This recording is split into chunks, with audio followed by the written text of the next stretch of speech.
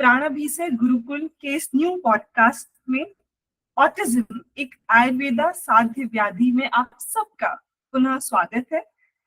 And we are glad to announce that we are back again with respected Vaidya Murli Manohar sir for the podcast. Sir, हमारे साथ पुनः जुड़ने के लिए आपका तहे दिल से शुक्रिया। हम सभी के प्रश्नों को और हमारी जिज्ञासाओं को हमेशा एड्रेस करना और हमारे लिए समय निकालना, ये हमारे लिए सौभाग्य की बात है।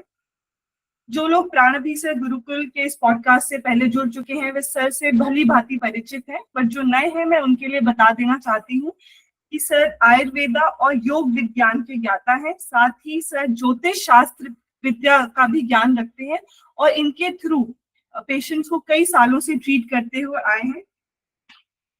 और सर देव विपाश्रय सत्वावजय जैसी पद्धति इनके थ्रू भी पेशेंट्स को ट्रीट कर रहे हैं। और सबसे खास बात, सर गुरु शिष्य परंपरा द्वारा उन्होंने अपना जो ज्ञान है वो प्राप्त किया है वैद्य नाना जोशी सर से और सदगुरु वैद्य तपन सर से, और सर इन दोनों के ही एक प्रिय शिष्य रहे हैं। तो हमारे लिए सौभाग्य की बात है कि सर हमारे साथ जुड़े हैं। सर ऑटिज्म जैसे कि टॉपिक है, ऑटिज्म आयुर्वेद साध्य व्याधि, तो सबसे पहले हम सबको दिमाग में एक ही क्वेश्चन आता है कि ऑटिज्म स्पेक्ट्रम डिसऑर्डर ये एक्चुअली में होता क्या है और इसके अंदर क्या सिम्टम्स देखने को मिलते हैं? नमस्कार आप सभी लोगों को। आज का जो हम लोग का टॉपिक है ऑटिज्म, ये एक बहुत बड़ा और बहुत वर्साटाइल टॉपिक है। जैसे अतत्व विनिवेश आयुर्वेद में है जो बहुत सारे एस्पेक्ट को कवर करता है, वैसे ही ऑटिज्म भी बहुत सारे कंडीशंस को कवर करता है। और जैसे जैसे समय का विकास होता जा रहा है और साइकोलॉजी में, न्यूरो साइकोलॉजी में काम हो रहा है, इस बीमारी के बारे में धीरे धीरे समझ बढ़ती जा रही है और चीजें धीरे धीरे करके कई सारी बीमारियों को एक साथ सिंक्रोनाइज करके एक स्पेक्ट्रम के नीचे, एक छाते के नीचे लाया गया और उसको बोलते हैं हम लोग ऑटिज्म स्पेक्ट्रम डिसऑर्डर। अब पहले क्या था कि कई बीमारियां थी हम लोगों के पास, जैसे रेट सिंड्रोम था, आपका एस्पर्गर सिंड्रोम था, चाइल्डहुड डिसइंटीग्रिटी डिसऑर्डर था, या एक ऑटिटिक डिसऑर्डर था। ये सारा चीज जो था ये अलग अलग तरीके से कंसीडर किया गया था। फिर अनुभव किया गया कि इनके लक्षण, इनके तरीके एक जैसे हैं, तो फिर अभी का जो आपका रेगुलेशन बनाया गया, इसमें एक स्पेक्ट्रम बना करके उसके अंतर्गत इन सभी चीजों को डाल दिया गया।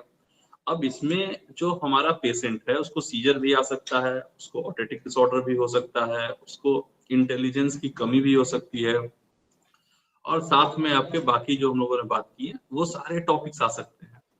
यानी यूं कहें कि अपनी भाषा में यदि हम आयुर्वेद में समझाना चाहें तो कि पेशेंट की बुद्धि की कमी भी हो रही है, स्मृति का कमी भी हो रहा है, समझ की कमी भी हो रही है, अपस्मार भी हो रहा है, उन्माद भी हो रहा है, मानसिक विकृति भी हो रहा है, और उसके अंदर जैसे जो कामना है, डिजायर है, या इच्छा है, या बिहेवियर है, इन सबों में प्रॉब्लम आ रहा है। यानी उसके मानस के सारे एस्पेक्ट को टच करने वाला ये बीमारी है। और दुर्भाग्य से ये होता बच्चों को है। तो बच्चों को ट्रीट करने में दो प्रॉब्लम आती है। पहला है कि वो हमारी मेडिसिन नहीं ले पाते हैं। कई बार बच्चे जिद्दी होंगे, छोटा है तो डोजेस क्या रखें, बहुत सारी चीजें उसमें होती हैं।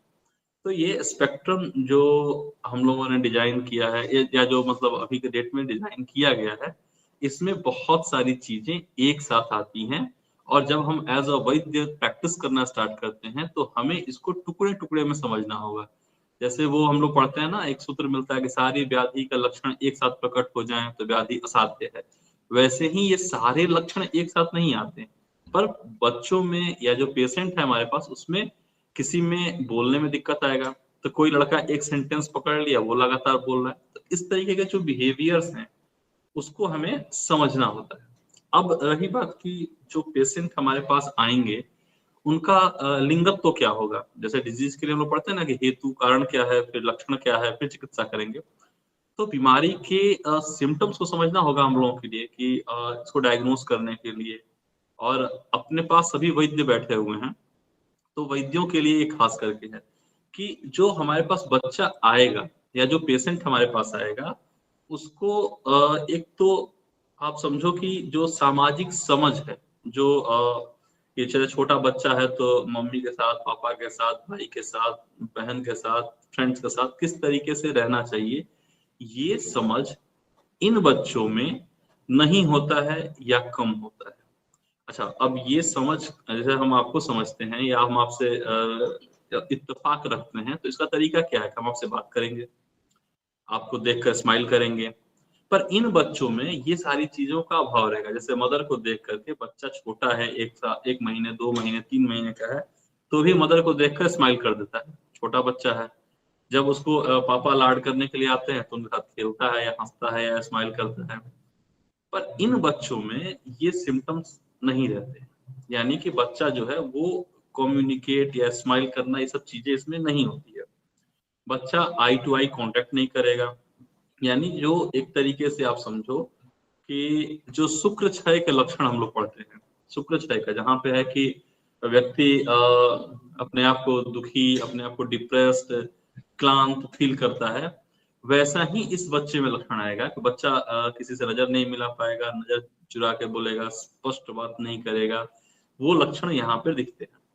और इसके साथ साथ क्या है कि बॉडी का जो लैंग्वेज है वो इसका बिगड़ा हुआ रहता है। जैसे अपने यहाँ जो शुक्र धातु में आप देखोगे, शुक्र धातु की दृष्टि होती है तो कंधा झुक जाता है। वो जैसे आप देखना कि जो विष देने वाले के लक्षण जहाँ लिखे हुए कि विष देने वाला क्या करता है, तो जमीन से मिट्टी कुड़ेदता है, नजर नहीं मिलाता है, गला सूखता है, इसकी तरह के सिम्टम्स बच्चों में दिखेंगे आपको। आप काफी चीजों की सिमिलरिटीज वहां पर आप देखोगे, यानी कि इसका बॉडी लैंग्वेज आम आदमी की तुलना में अलग रहेगा। जैसे सपोज दैट कि छोटा बच्चा होता है तो ऐसे हाथ करता है, पापा मुझे गोद ले लो। या कई बार बच्चे थोड़ा 2 साल का है, 2.5 साल का है, देखता है कि मम्मी नहीं पास में आ रही है तो कुछ चीजें बजाएगा या कुछ ऐसा इवेंट करेगा कि मदर का अटेंशन पाए। इन बच्चों में इन सभी चीजों का अभाव रहता है, यानी वो आपको देख करके जैसे स्माइल करना, हाथ उठाना या आपसे बात करने की कोशिश करना, वो सब नहीं करेगा। इसमें यदि पैटर्न दिखता भी है तो वो अनयूजुअल पैटर्न है, जैसे कि बच्चा एकदम से अजीब ऐसे हाथ घुमा रहा है या यूं घुमा रहा है या कुछ अजीब तरह का हरकत करेगा जो कि नॉर्मल बच्चे नहीं करते हैं, और उसमें रिपीटेशंस दिखते हैं। तो यदि इस तरह का बॉडी लैंग्वेज दिख रहा है, आई टू आई कांटेक्ट नहीं कर पा रहा है बच्चा, और कई बार क्या होता है कि स्टार्टिंग में जैसे बच्चा अभी आपका 8 महीने, 6 महीने या 1 साल का है, और फैमिली यदि ज्वाइंट है और मदर का अपने ससुराल में एकोमोडेशन नहीं बन पा रहा है प्रॉपर, या इस तरह का उसके यहाँ का सिनारियो है, तो ये ऑटिज्म का जो बच्चा है वो पर्टिकुलर मदर या फादर एक ही के पास जाएगा गोद में, या दोनों के पास जाएगा, या खास खास जो लोग हैं उन्हीं के पास जाएगा, बाकी के पास नहीं जाता। तो इन लोगों को खुशी होती है कि मेरा बच्चा किसी के पास नहीं जाता, पर ये प्रॉब्लम है। बच्चा अपने उम्र के आसपास के बच्चों में मिलना चाहिए या अपने आसपास के लोगों के साथ मिलना चाहिए, लेकिन यदि बच्चा नहीं मिल पा रहा है किसी के साथ, इसका मतलब है कि इस बच्चे के अंदर कुछ ना कुछ एरर है। और ये एरर फाइंड कब होता है? जब स्टार्टिंग में तो मदर को या फादर को लगता है कि बहुत अच्छा है भाई, मेरा बच्चा है, किसी के पास नहीं जाता, मैं ही केयर करता हूँ, केयर करती हूँ। लेकिन जब बच्चा 2 साल 3 साल का हो रहा है, जब एजुकेशनल लाइफ में जा रहा है, जब जब उसका एडमिशन प्री नर्सरी क्लासेस में हो रहा है, फिर वहां पे ये ऑब्जर्व होता है कि भाई मेरे बच्चे में कुछ ना कुछ तो एरर है।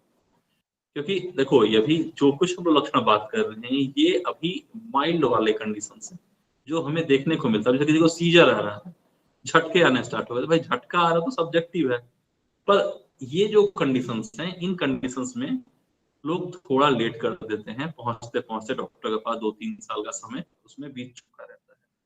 इसके बाद इन बच्चों में एक प्रॉब्लम और होता है कि कौन अपना है, कौन पराया है, किसके सामने क्या बोलना है, क्या नहीं बोलना है, जो अमूमन समझ बच्चों में डेवलप हो जाती है, इनमें नहीं होता है। और नहीं होने के कारण इन बच्चों का बिहेवियर अलग होता है। जैसे आप देखना, एक मूवी आई थी माय नेम इज खान, तो माय नेम इज खान जो मूवी था उसमें एक सीन आता है कि एक्ट्रेस जो है वो खाना बना रही है, घर में सब अलग अलग तरह का काम चल रहा है, ये बंदा आता है कुछ वहां पे एकदम अनवियर्ड सा बात बोलता है कि ऐसे करते हैं वैसे करते हैं, यानी समय क्या है, बात का रेफरेंस क्या है, ये दोनों को समझ में नहीं आता। जैसे सपोज दैट 8 बज रहा है, जैसे बच्चे के दिमाग में है कि 8 बजे मुझे खाना खाना है, तो यदि वो 8 बजे टॉयलेट भी कर रहा है तो लाओ कहेगा कि लाओ खाना खा लेते हैं। मतलब ऐसा पैटर्न देखो कि वो एक टाइम को फिक्स कर लिया, एक कंडीशंस को फिक्स कर लिया, एक दिमाग उसका एक रिदम में आ गया, तो वो उस चीज को फिर लगातार करता है। तो यहाँ पर क्या है कि उसको समय काल परिवेश का समझ नहीं होता है, और इससे वो टूट करके काम करता है। इसके बाद जो बच्चा है, ये किसी के दुख को, किसी के इमोशंस को नहीं समझ पाता है। तो जब किसी के दुख को या इमोशंस को नहीं समझेगा, तो ऐसे कंडीशंस में आप कैसे तो देखोगे कि जैसे कोई एक इवेंट हुआ, सभी बच्चे हंस रहे हैं, सब कोई खेल रहा है, खुश है, तो वहां चुपचाप बैठा रहेगा, तो समझ में नहीं आएगा कि मुझे हंसना है, क्यों लोग हंस रहा है। मुझे याद है एक लड़का था, हम लोग का साथ ही पढ़ता था, उसको माइल्ड प्रॉब्लम थे इसके। तो जब कॉमेडी वगैरह देखेंगे, सब लड़के खुश होकर हंसेंगे ना, तो बोलेगा कि इसमें हंसने वाली बात क्या है। उसको समझ में नहीं आएगा इसमें इसमें मतलब जोक्स क्या है, इसमें हंसने वाली चीजें क्या है। या कभी कोई दुखी है तो दुख से भी इसको प्रभाव नहीं पड़ता है। उसके बाद ये इंट्रोवर्ट टाइप का होगा, अपने दुनिया में मस्त रहने वाला होगा, किसी से कम्युनिकेट नहीं करेगा, कोई बात स्टार्ट नहीं करेगा, किसी के साथ इंटरेक्शन नहीं होगा। ये सारी चीजें इसमें होती हैं।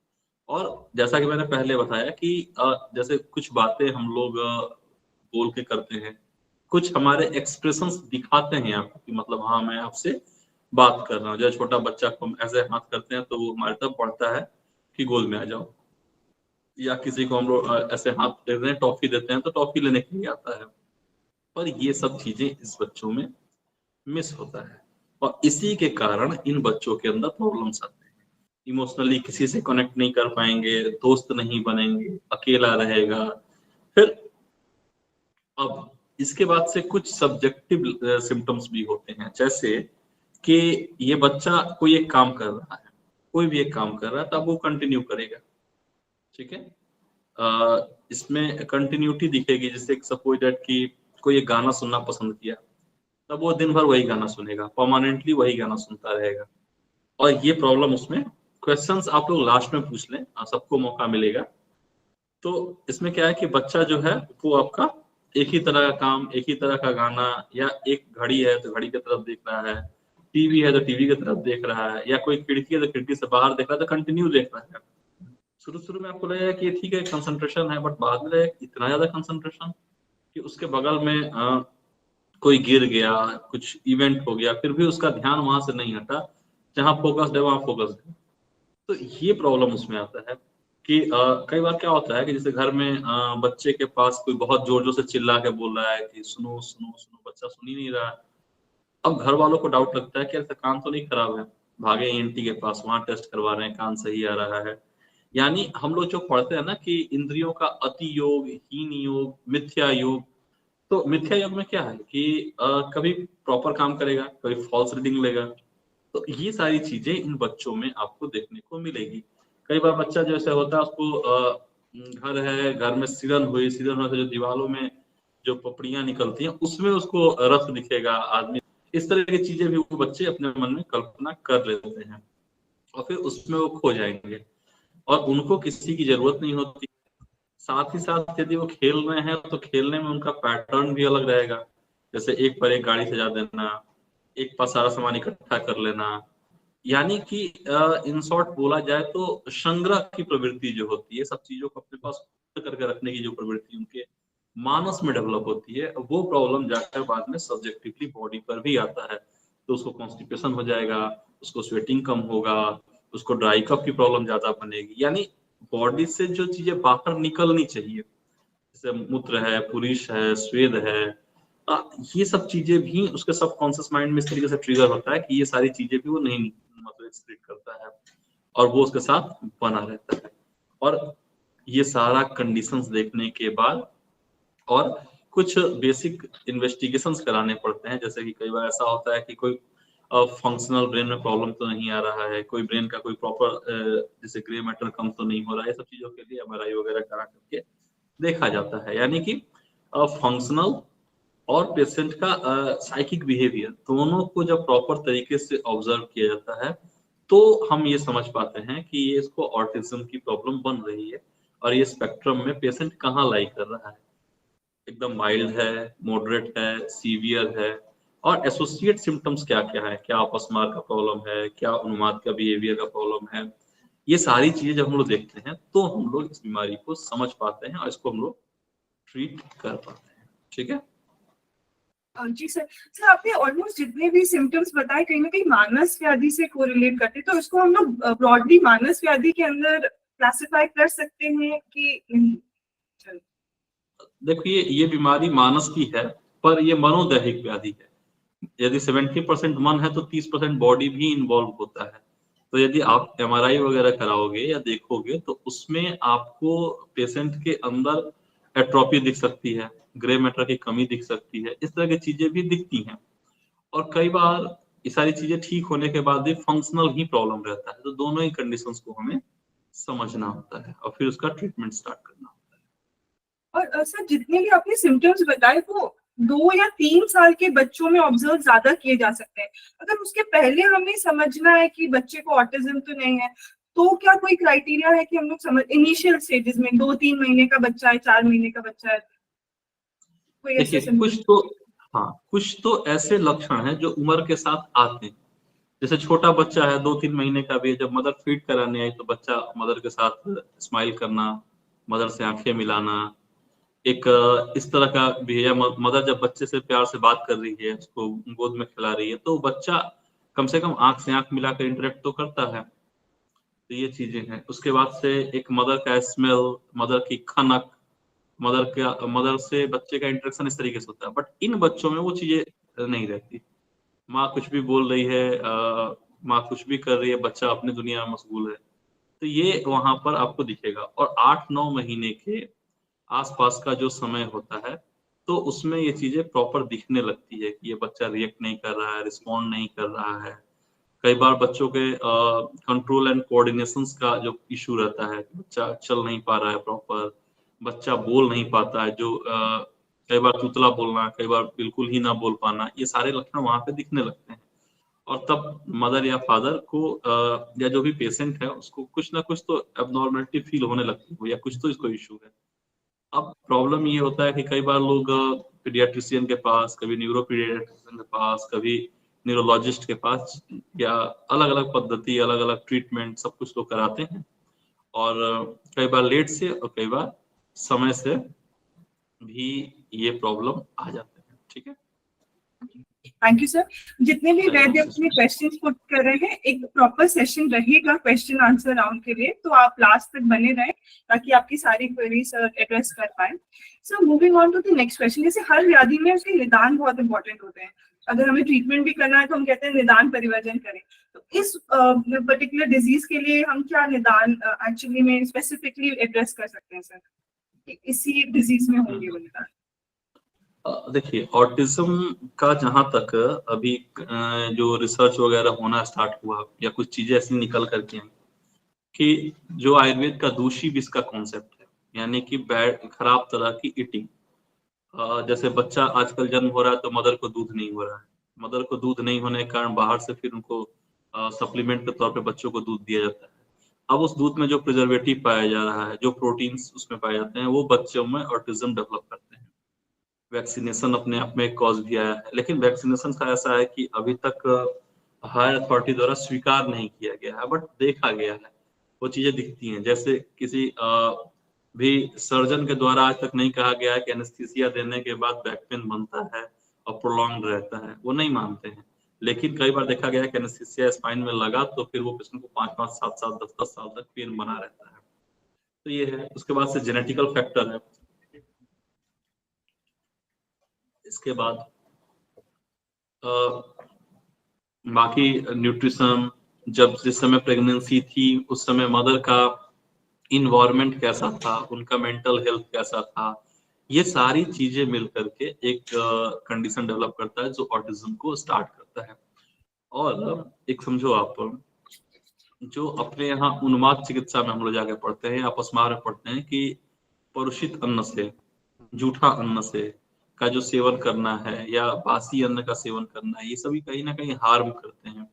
तो ये जो अभी ये चीजें, बासी चीजें खाना, फर्मेंटेड फूड खाना, जो दोषों को विकृत करता है, यानी शुक्र शोणित का जिस समय संबंध बन रहा है, उस समय में जो शुक्र और शोणित का संबंध और उसमें जो प्रकृति या दोषों का इन्वॉल्वमेंट रहा, वो डिसाइड करने लगता है कि बच्चे को ये प्रॉब्लम बन सकती है या नहीं बन सकती, और फिर इसका ट्रीटमेंट। या बच्चा नॉर्मल जन्म हुआ, नॉर्मल जन्म होने के बाद उसको किसी तरह का व्याधि या जो बाल ग्रह बोलते हैं या जो इन्फेक्शन है, इस तरह की चीजें होने के बाद भी ये प्रॉब्लम आ सकती है। यानी बेसिकली समझो आप, तो दूषित विष और शीत अन्न यानी उन्माद के हेतु, गर्भावस्था में मदर का जो लाइफस्टाइल है उसमें हो सकता है कि बहुत दुख रहा हो, बहुत कष्ट रहा हो, तो वो सारी चीजें, या स्ट्रेसफुल प्रेगनेंसी रहा हो, वो सारी चीजें, जेनेटिकल फैक्टर हो, ये सारी चीजें मिल करके इस व्याधि को जनरेट करती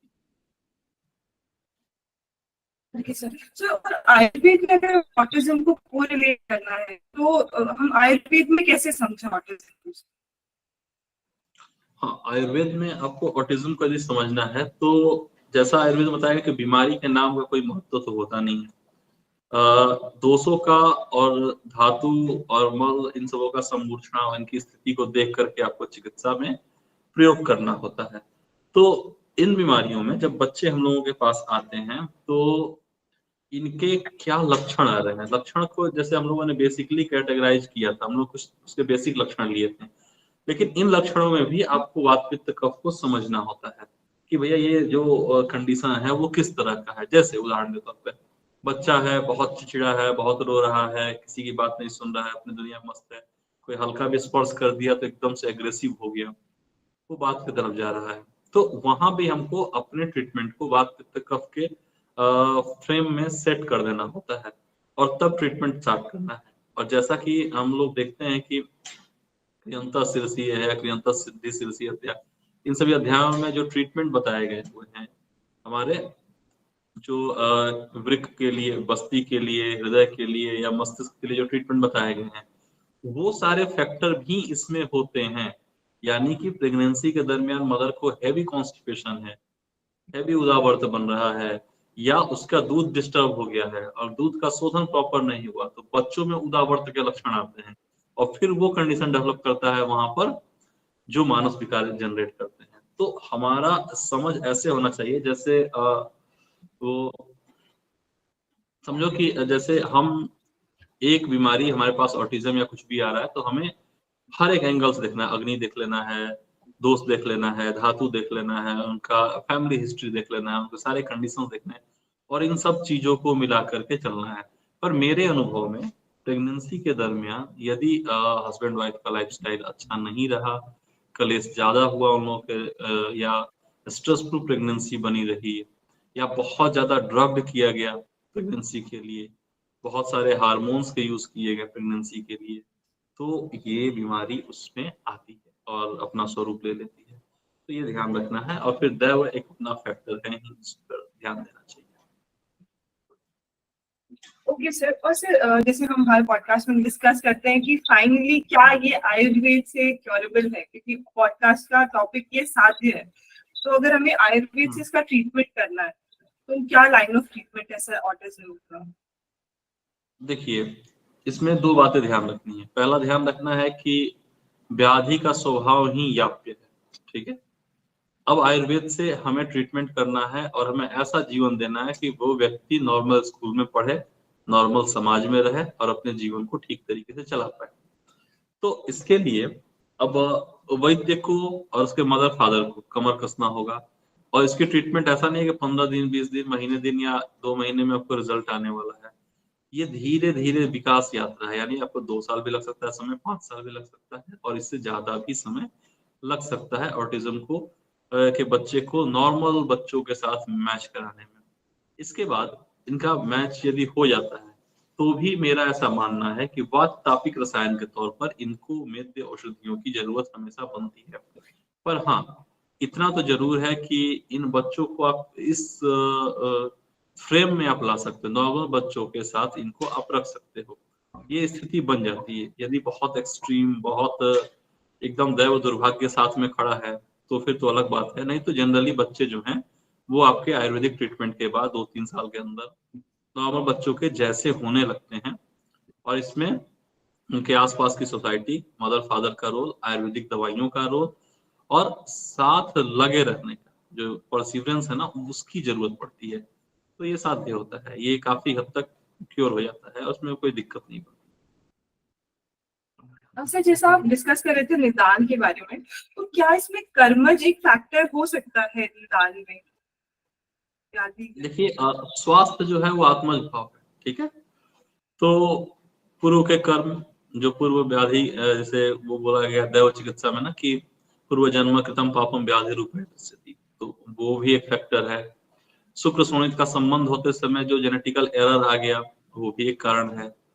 और इसके साथ साथ जो बाकी दोषों की उसमें विकृतियां बनी, वो एक फैक्टर बना।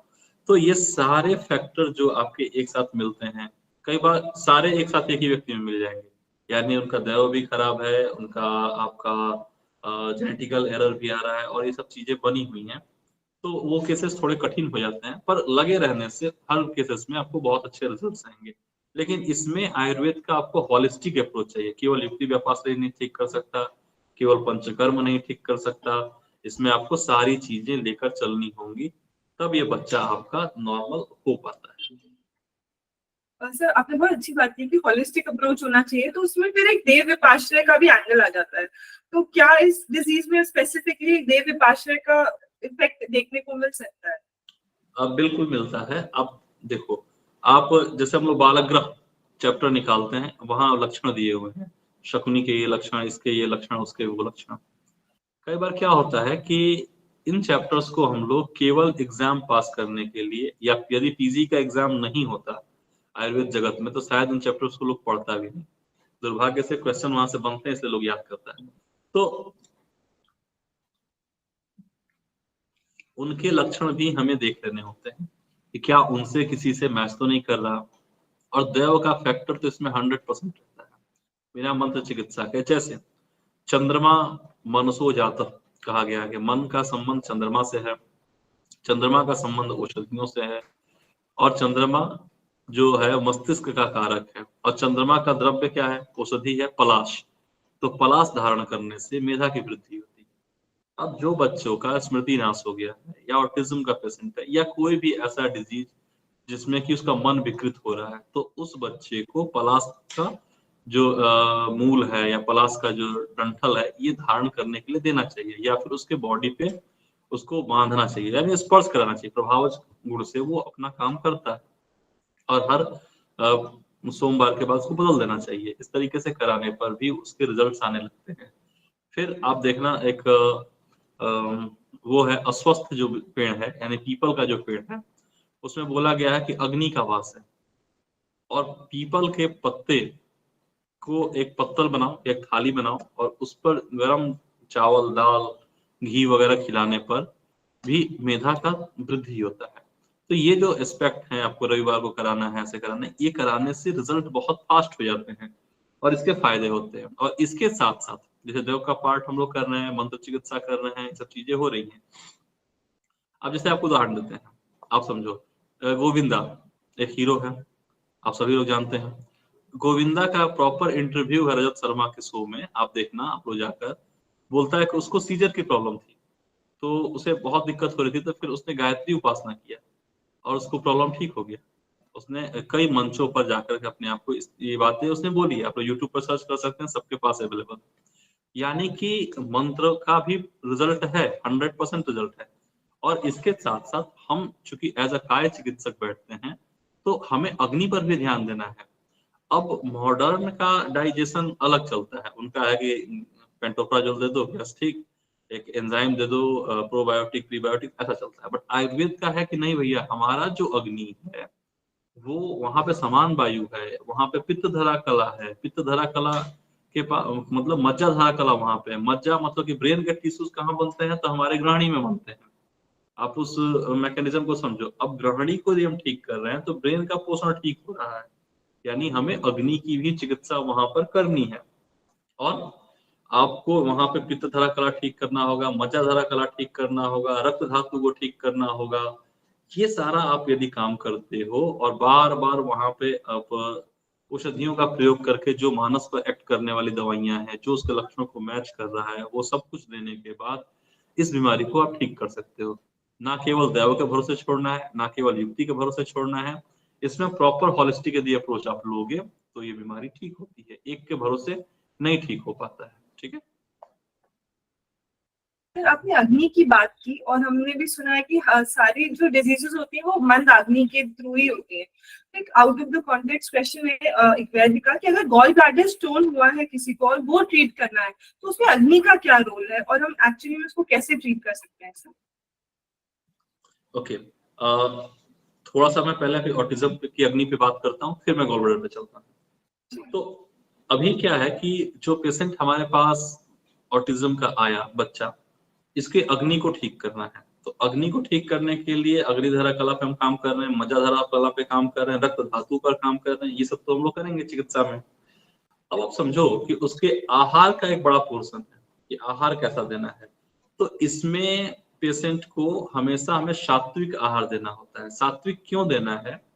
क्योंकि सत्व मन का गुण है। स्मृति आपका जो है वो अग्नि के समान होता है। अग्नि के जो है उससे आपका संबंध बनता है। और अग्नि हमारा वैश्वानर रूप में पेट में पड़ा हुआ है, यानी कि पेट की अग्नि को हम ठीक करते हैं तो हमारी स्मृति को अच्छा कर देगा, हमारी मेमोरी को अच्छा कर देगा। तो अग्नि पर काम करना है। इसके बाद आपको औषधि कैसे देना है? तो बच्चा है और दवाइयां यदि प्रॉपर नहीं ले पा रहे तो खाने में मिलाकर उस तरीके से आपको देना चाहिए। इसके बाद आपको ध्यान रखना है कि मानस पर काम करने के लिए, ब्रेन पर काम करने के लिए, चाहे वो फिजियोलॉजिकल प्रॉब्लम हो या मानस प्रॉब्लम हो, हमें ग्रहणी को ठीक करने के साथ साथ बस्ती चिकित्सा पर ध्यान देना चाहिए। तो इसमें हमें बस्ती चिकित्सा करना है। और बच्चों में क्या होता है कि स्वभाव से ही कफ का वर्धन होता है। बच्चे का जन्म से 12 वर्ष तक क्या है, कफ का काल होता है। और इसमें आप चिकित्सा करोगे तो अब ऐसा नहीं करना है कि मधुर अम्ल लगातार दे रहे, मधुर मधुर रस देने लगे कि माथे के अंदर जो मस्तिष्क के अंदर हमको बात का समन करना है, उस चक्कर से मंदाग्नि स्टार्ट हो जाए। तो ये ध्यान रखना है कि अग्नि संवर्धन करना है कि पेशेंट के अंदर मंदाग्नि न हो। और जब ये ट्रीटमेंट आप लोग कर लोगे तो फिर इसके बहुत सारे कल्प हैं, कल्पों का प्रयोग करके आप इसको ठीक कर सकते हो और वहां उस पेशेंट को कोई तकलीफ नहीं बनती। अब आपका अगला जो क्वेश्चन था कि गॉल ब्लैडर स्टोन के लिए, देखिए आजकल तो 2-3 महीने के बच्चों में भी हमको जीबी स्टोन देखने को मिला है। बच्चों में, एकदम छोटा इन्फेंट बच्चे में, बड़ों में तो मिल ही रहा है। क्यों होता है ये और ये बीमारी है क्या? तो जैसा हम सभी जानते हैं कि आयुर्वेद में बीमारी के नाम से नहीं मिलता। आयुर्वेद में से हम लोग बोलते हैं पित्तास्मरी, बट पित्तास्मरी का लक्षण गॉल ब्लैडर स्टोन में बिल्कुल नहीं मिलता। ठीक है, आप लक्षण मिलाकर देखोगे तो लगेगा कि यार ये तो मैच ही नहीं कर रहा है। और यदि आप ट्रीटमेंट यूज करना भी स्टार्ट कर दो तो लाभ नहीं मिलता है। तो क्या होता है कि जो हम लोग वाता जस्मरी, पित्त जस्मरी, कफा जस्मरी देखते हैं वो ये नहीं। तो क्या है संप्राप्ति इसकी? तो इसकी संप्राप्ति आप ऐसे समझो कि पित्त का स्थान है, वहां पर कफ को वात ने रुक्ष गुण से सुखा दिया और सुखाने वहां पर स्टोन का फॉर्मेशन हो जाता है। यानी कफ और पित्त, पित्त में स्नेह गुण है, कफ में स्निग्ध गुण है, इसको वात ने रुक्षता कर दिया। अब ये रुक्षता आएगा क्यों? तो वेग धारण से आ सकता है, गलत आहार विहार से आ सकता है, चिंता शोक भयात वायु से आ सकता है, रात्रि जागरण से आ सकता है। इस तरह के तमाम कारण हैं जिन कारणों से वात बढ़ेगा तो रुक्षता क्रिएट करेगा और वहां पे स्टोन का फॉर्मेशन हो गया। अब इसका ट्रीटमेंट कैसे करना है? तो आप जब रुद्रपद कामला पढ़ोगे तो रुद्रपद कामला में भी ऐसा ही है कि वहां पे क्या है कि ये स्टोन बनेगा और आकर यदि सीवीडी को ब्लॉक करता है तो तिल पिष्ट सन्निभम, मतलब कि तिल को पीसा जाए और जो चटनी बनता है उस तरह का मल पेशेंट का होगा। ये कब होगा? जब वो आके सीवीडी को ब्लॉक कर रहा है, बट अभी तो ब्लॉक किया नहीं है, यानी संप्राप्ति मेरी उसी राह पर है। तो हमें ट्रीट करना है। तो ट्रीट करने के लिए हमें कैसी औषधि लेनी होगी? उन औषधियों का चयन करना होगा जो बात की रुक्षता को कम करे, कफ और पित्त को वहां पर बढ़ाए और बढ़ाकर उसका विलयन कर दे। ठीक है, तो अब वहां पर जैसे त्रियंत्यादि कषायम है, कुलत्यादि कषायम है, सप्तसार कषायम है, ये सारी कषाय जो औषधियां हैं इनका आप अपने काढ़े का प्रयोग वहां पर आप कर सकती हैं। साथ ही अपामार्ग चूर्ण है, या आप अष्टांग हृदय में देखोगे तो आएगा त्रिकटु और अम्ल रस, यानी नींबू निचोड़ करके पानी में लो और त्रिकटु के साथ उसका सेवन करो। लॉन्ग टर्म तक सेवन करिएगा तो वो ब्रेक होता है। और सारे जीबी स्टोन में आपके कुटकी का रोल बहुत जबरदस्त है, तो कुटकी का प्रयोग करना होता है। 42 mm, 45 mm, 50 mm तक के स्टोन डिजोल्व हो जाते हैं, 1.5 से 2 साल का समय लगता है और उसमें उसको फायदा होता है। ठीक है, अब इसके बाद से रहा कि कंडीशंस जो पेशेंट का बनता है उसके हिसाब से आपको और औषधियों की जरूरत है। जैसे किसी को एसिडिटी बहुत बन रहा है, सामावस्था है तो सूक्ष्मेकर ऐड कर दिए, किसी में आपको आरोग्यवर्धनी ऐड करने की आवश्यकता पड़ सकती है, तो ये सारी चीजें वहां पे करनी होगी और आपके गॉल ब्लैडर स्टोन जो है वो डिसॉल्व हो जाता है। हाँ, इसमें एक ध्यान रखना है कि मृदु रेचन बार बार कराना होता है।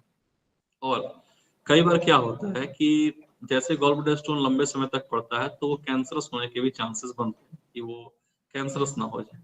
तो कैंसरस से यदि आप मतलब कर रहे हो और लंबे समय तक ट्रीटमेंट करना है तो उसमें पेशेंट को यदि आप बचाना चाहते हो कि सीए की तरफ संप्राप्ति ना जाए तो नित्य रेचन कराइए उसका। तो ये आप वहां पर एरंड वृक्ष हरित की या एरंड तेल, इस तरह की कोई भी एक स्नेही रेचन उसको नित्य दीजिए।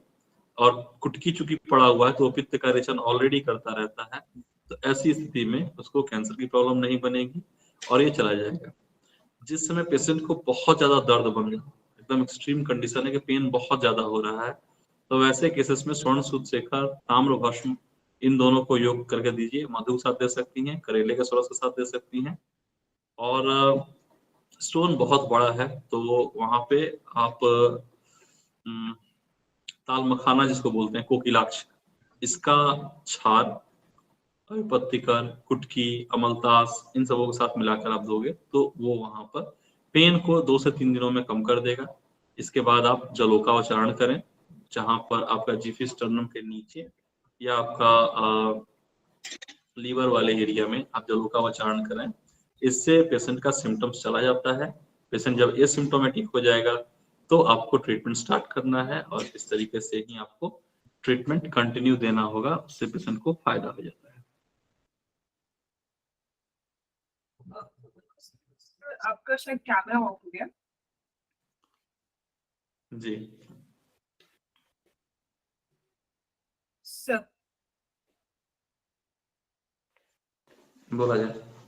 जी सर, जैसा आपने कहा छोटे बच्चों में भी स्टोन्स की प्रॉब्लम डेवलप हो रही है और ऑटिज्म भी अगर हमें प्रिवेंट करना है तो क्या इसमें गर्भ संस्कार का कोई रोल हो सकता है या उसके थ्रू हम प्रिवेंट कर सकते हैं क्या इन दोनों ही कंडीशंस को? 100% गर्भ संस्कार तो मुझे लगता है कि करना चाहिए। और खास करके और लोग करे ना करे, जितने वैद्य हैं, वैद्य के जानने वाले हैं, इन सबों को तो जरूर स्टार्ट कर देना चाहिए खुद के केसेस में तो निश्चित करके। क्योंकि रस धातु मोस्टली हमारे खान पान से बिगड़ा रह रहा है, रस धातु बिगड़ गया और इसके साथ साथ रस धातु बिगड़ा हुआ है। इसके साथ साथ हम लोग देख रहे हैं कि चिंता, शोक, भय वगैरह बना हुआ है। कंपनी का प्रेशर, प्राइवेट जॉब में तो प्राइवेट जॉब का प्रेशर, टारगेट का प्रेशर, और यदि अपना प्रैक्टिस कर रहा है तो इसमें धन आगमन का। और ये सारा काम होने कब वाला है? जब व्यक्ति पढ़ करके निकलता है, यानी 25, 26, 27 की आयु में है और 30-35 तक के बीच में सबसे ज्यादा खींचातानी रहता है उसके जीवन में। तो यहाँ गर्भ संस्कार की आवश्यकता पड़ती है, क्योंकि शुक्र अच्छा, शोणित अच्छा, इन दोनों का संबंध अच्छा हुआ, गर्भाशय शुद्धि रही, तो आप सारे जेनेटिकल प्रॉब्लम से अपने आप को बचा सकते हो, अपने बच्चों को बचा सकते हैं। तो एक तो ये है। और जब आप गर्भ संस्कार कर रहे हो, जो 2-3 महीने आप पहले से आप जो प्लानिंग करते हो, इसमें सारा वो आध्यात्मिक जो एंटिटी है, जो आहार शास्त्र है, जो सात्विक भोजन है, सारी चीजें जब ऐड हो जाती हैं तो जो बच्चा होगा वो भी वीर्यवान होगा, आपका हेल्दी होगा, अच्छे मेधा शक्ति के साथ होगा, और ये सब जो ऑटिज्म है या जो भी डिजीजेज हैं इससे फ्री होगा। तो जब बच्चा स्वस्थ है, निरोग है, तो फिर कोई दिक्कत नहीं होता है। इसलिए गर्भ संस्कार जरूर करवाना चाहिए, ऐसा मेरा मानना है कि हर एक केसेस में आप करवाओ, और प्रिवेंशन के लिए तो बहुत मैंडेटरी है। ठीक है, थैंक यू सर। और अभी जितने भी वैद्यों को कोई भी अगर क्वेश्चन है तो 15 minutes we have for question answers. अगर आपके कोई क्वेश्चन है तो आप पूछ सकते हैं, अपना माइक चाहे तो अनम्यूट करिए और अपना क्वेश्चन वन बाय वन आप पुट कर सकते हैं। हेलो हाँ जी, सर, मैं डॉक्टर नीलम बोल रही हूँ कर्नाटक से। एक्चुअली मेरा बेबी ऑटिस्टिक है सर। जी। जब वो 18 मंथ का था तब डायग्नोसिस हुआ था, तो हमने एमआरआई वगैरह ईजे वगैरह सब किया था सर। तो उसमें तो कुछ नहीं, ऐसा एब्नॉर्मलिटी नहीं दिखी थी। तो आयुर्वेद में एलोपैथी की स्टार्टिंग में मैंने ट्रीटमेंट ली थी, लेकिन उन्होंने क्या किया था, कुछ सेडेटिव वगैरह रखे थे, क्योंकि स्टार्टिंग में कुछ पता नहीं था कि ऑटिज्म में क्या है कैसा है। उसका आई कांटेक्ट नहीं था, वो रिस्पॉन्ड टू नेम नहीं था। तो मैंने आयुर्वेदिक ट्रीटमेंट स्टार्ट की थी। तो अब से 1 साल से आयुर्वेदिक ट्रीटमेंट स्टार्ट है सर। मतलब दीपन पाचन चल रहा है, और नाइट को मैद्य रसायन वगैरह ब्राह्मी वगैरह देती हूँ सर, और बस्ती भी देती हूँ। तो मुझे ऐसा क्वेश्चन है कि हम 4 साल के बच्चे में बस्ती दे सकते हैं क्या? टिकटक क्षीर बस्ती का यूज कर सकते हैं क्या? एक वाकया बताते हैं आपको। श्रीधर कस्तूरे सर, सभी जानते हैं शायद, जो पंचकर्म से संबंधित हैं। और पूज्य राणा जोशी सर का एक वाकया था कि सर दोनों लोग साथ में ही थे, और जोशी सर जो थे वो श्रीधर कस्तूरे सर के घर गए हुए थे। उनके यहाँ उनका एक पोता, यानी कि बेटे का बेटा था, और वो 8 महीने 9 महीने का बच्चा था मात्र। और वो रात को एकदम से क्राई करना स्टार्ट कर दिया, बहुत गंदे तरीके से। अब एकदम से घबराहट हुआ तो हुआ कि हॉस्पिटल लेके चला जाए, ऐसा किया जाए वैसा किया जाए। तो नाना जी उस 9 महीने के बच्चे का पेट को चेक किए, देखें कि हाँ ये आटोपाध्यमान जैसी स्थिति है। उन्होंने उस समय उसको खोबरा यानी नारियल के तेल का बस्ती दिया, और बच्चा 10 मिनट के अंदर रिलीफ आ गया। तो 8 महीने का बच्चा हो, 90 साल का आदमी हो, आप बस्ती दे सकती हैं। मात्रा बस्ती, टिकटक क्षीर बस्ती में कहीं कोई रोक टोक नहीं है। कोई भी डिजीज हो उसमें आप दे सकती हैं। द्रव्य का चयन करना आपके हाथ में है, और एकदम निश्चिंत होकर करो, कभी कोई दिक्कत नहीं आता। ठीक है, तो कोई भी डिजीज हो, कोई भी अवस्था हो, बस्ती से भागना नहीं है। हाँ, यदि आप क्लासिकल बस्ती नहीं दे पा रही तो मात्रा बस्ती तो दीजिए ही दीजिए, और वो आपको फायदा करने वाला है। ठीक है, कौन सा द्रव्य चयन कर रही हैं आप अपने बच्चे के लिए, ये इम्पोर्टेंट है। ठीक है, ओके सर। और सात्विक आहार का बोले तो सर, वो खाली राइस उतना ही खाता है, मतलब कोई स्वीट नहीं उसको अच्छा लगता है। मतलब चपाती रहो, ये कुछ खाता नहीं है सर, खाली राइस पे के ऊपर ही रहता है वो। अगर कुछ खिलाने का प्रयास करे तो वो भी नहीं खाता सर। जो स्वर्ण वच वाला जो स्वर्ण और वच का जो कॉम्बिनेशन करके बनाया जाता है अपना स्वर्ण प्राशन, वो बच्चे को स्टार्ट करिए। और साथ में अष्टमंगल घृत और महागंधक, ये दोनों द्रव्य जो है ऑटिज्म बहुत रिजल्ट देता है, इसको आप यूज करिए। तो आई होप कि आपको फायदा होगा। ओके सर, मैं बाद में आपको कांटेक्ट करूंगी सर। ठीक, thank you sir. Good evening sir. Good sir, evening. आपने सर अभी गॉल ब्लैडर स्टोन के बारे में बताया था कि सर बच्चे में भी हो सकता है, जो इन्फेंट होते हैं उनमें भी हो सकता है। सर उनमें कैसे होगा सर? वो तो सर मूत्र वेग को सर नहीं रोक सकते, या फिर रात्रि जागरण भी नहीं कर सकते सर, तो ऐसे कैसे? छोटे बच्चों में अर्श होता है ना, सहज अर्श। ठीक है, तो वैसे जो मदर है, यदि उसका खान पान गड़बड़ जा रहा है तो बच्चों में दोष प्रकोप कर देगा, स्तन्य दृष्टि से दोष प्रकोप हो जाएगा। और कई बार क्या होता है कि पूर्व के यदि कोई कर्म है तो कर्म के स्वभाव से भी गॉल ब्लैडर स्टोन हो जाता है। तो ये हो सकता है, ऐसा नहीं है कि नहीं हो सकता। Okay sir. छोटे बच्चों सर में एक बार कामला का केस तो खूब देखने को मिलता है।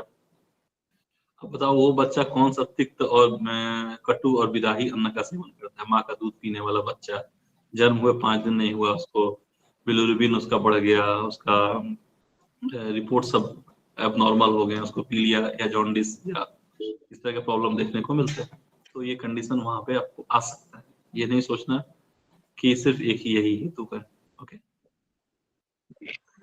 सर, एक बार निदान परिवर्जन और उसका डाइट और ऑटिज्म में क्या तत्वावधायी चिकित्सा कर सकते हैं और ट्रीटमेंट में कौन कौन से मेडिसिन, एक बार सिर्फ समराइज कर दीजिए ना सर। निदान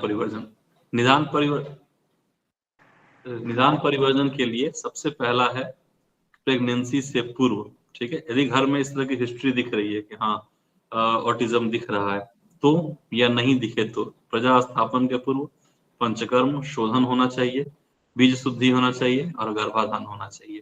फिर अपना जो आयुर्वेदिक आपका मासिक चर्या है वो कराना चाहिए। ये हो गया। बच्चा है उसको प्रिवेंशन के लिए आप स्वर्ण प्राशन स्टार्ट करो इमीडिएट। कोई भी नॉर्मल बच्चा हो या एबनॉर्मल बच्चा हो, आप उसमें करना स्टार्ट करो। आहार में जो माता के स्तन्य का शोधन करना है वो होना ही चाहिए, क्योंकि ऑटिज्म आपके पास जब लक्षण लेकर आएगा तो हो सकता है कि आपका बच्चा 6 महीने 8 महीने या साल भर का हो, या इससे बड़ा भी हो सकता है। तो ये बेसिक चीजें थी जो सबको करना है। अब इसके बाद से आया कि ऑटिज्म डायग्नोस हो गया तो क्या करें। तो ऑटिज्म डायग्नोस हो गया तो हमें बार बार हर बार ध्यान देना है कि इसका अग्नि ना बिगड़े। अग्नि ना बिगड़े इसके लिए आप वहां पर जो भी बच्चे का देश काल बल के अनुसार आप वहां पर मेडिसिन स्टार्ट करना होगा कि अग्नि दुष्टि ना हो। और अग्नि को सपोर्ट करने वाला जो अपने पास यवागु कल्पना में जाकर के आप देखें जो बच्चे के लिए सुटेबल है वो यवागु स्टार्ट करें ताकि अग्नि संरक्षण होता रहे। और फिर वहां से हमें औषधि को चयन करना है। औषधि लेते समय में ये ध्यान रखना है कि उन औषधियों का प्रयोग नहीं करना है जो बहुत कटु और तीक्ष्ण होते हैं। ठीक है, और वच का प्रयोग हमेशा करना होता है क्योंकि वो संज्ञा स्थापन है और पेशेंट के लिए मेद्य भी होता है। और जब पेशेंट का जैसे जानतो द्रव्य जितने हैं जैसे घी है पशु से पाया जाता है तो उसका एसिमिलेशन अच्छा होता है। तो अभ्यंग, अच्छा अभ्यंग करते समय में आप ध्यान रखो कि बच्चे का अभ्यंग तो है ही, सीरो पीछू जरूर करना चाहिए। ट्रेडिशनल पहले के समय में जो मदर हुआ करती थी वो बच्चे के हमेशा इसको जो ये फ्रंटाइल है यहाँ पर हमेशा ऑयल लगा के ही रखती थी। अब बंद हो गया है ये प्रक्रिया, लेकिन आप अपने यदि किसी ऑटिज्म पेशेंट है तो उसमें यहाँ पे घी लगाने के लिए बोलो, वहां पे घी लगवाओ, तेल लगवाओ, मित्र तेल जो भी अपने पास है वो, जैसे महापैशासिक घृत है, महाकल्याणक घृत है, ये आप सिर में लगाने के लिए दीजिए बच्चे को। उससे अभ्यंग भी करा सकते हैं, ऑयल से भी करा सकते हैं। तो घी से थोड़ा फायदा ज्यादा जल्दी आता है, ये ध्यान रखना है।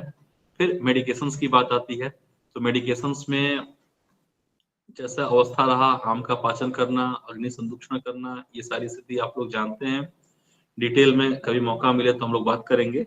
और अष्टमंगल घृत है, महागंधक घृत है, सॉरी महागंधक रसायन है, ये सब जो द्रव्य हैं ये सब आप प्रयोग करो वहां पर तो लाभ होता है। ठीक है, इसके बाद एक कंडीशन है कि यदि बच्चा बहुत एग्रेसिव है, मतलब एकदम पूरा घर का लोग दुखी हुआ पड़ा है कि बात ही नहीं सुनता किसी का, बात ही नहीं मानता किसी का, बहुत चिड़चिड़ा, बहुत बेचैन, एकदम जो वातज उन्माद का टिपिकल प्रेजेंटेशन है वैसा बच्चों में दिखे, कोई उसकी तरफ ऐसे देख दिया एक बार या उसका कोई सामान छू दिया तो बच्चा एकदम घर उठा ले रहा है सिर पर, यदि वैसी स्थिति बनती है तो इसमें एक कॉम्बिनेशन यूज कराना चाहिए। आप लोग रिकॉर्डिंग इसकी आएगी तो आप लोग नोट कर लेना या अभी आप लोग नोट कर सकते हैं। उसमें होता है काली शारवा सारीवा, जो कृष्ण सारीवा होता है वो, अनंत मूल, मुलेठी, निशोथ, श्वेत चंदन, रक्त चंदन, छोटी इलायची, बड़ी इलायची और आंवला, इन सबों का क्वाथ बनाइए। और क्वाथ बच्चा ले पाता है तो लगाइए। ठीक है, सस्नेह निरूह के तौर पर इसका बस्ती दीजिए बच्चे को। बच्चे को बस्ती कितना देना है वो उसके आयु वय के अनुसार आप निर्धारित करोगे, डोजेस उसके अकॉर्डिंग निर्धारित करोगे। लेकिन यदि ये देना स्टार्ट करिएगा तो लगभग 15-20 दिन के बाद बच्चा कूल डाउन होने लगता है, जो एग्रेसिव बिहेवियर है वो कम होने लगता है और उसको फायदा होता है। ठीक है, अभ्यंग के लिए सुरवल्लभ तेल, इसका रेफरेंस आपको वैसे रत्नावली में मिल जाएगा, उसका आप प्रयोग कराओ तो फिर वहां बहुत अच्छे रिजल्ट्स आपको देखने को मिलेंगे।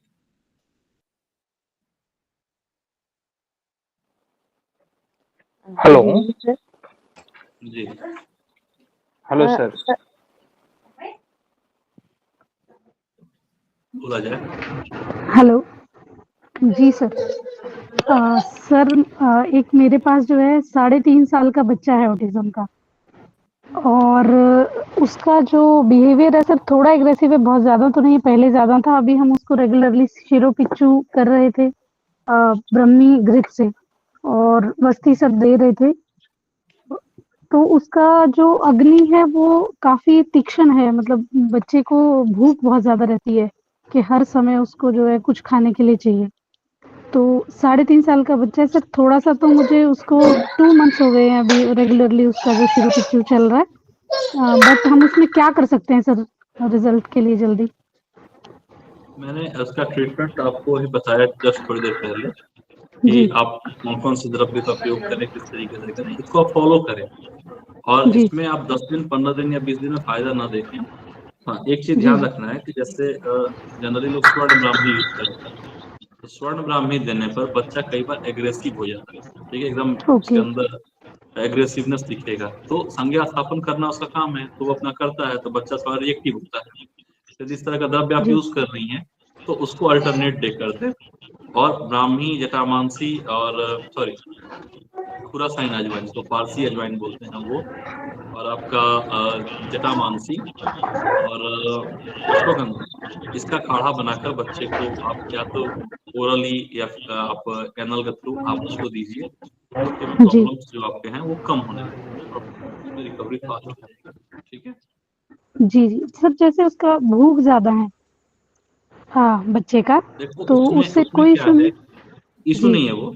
और ऐसे केसेस में आपको मृदुलेशन बार बार करना होता है। ठीक है, तो जी अग्नि का ध्यान रख करके मृदुलेशन करने के लिए आपको द्रव्य सिलेक्ट करना है और स्नेहिक मृदुलेशन कराना होगा। ठीक है।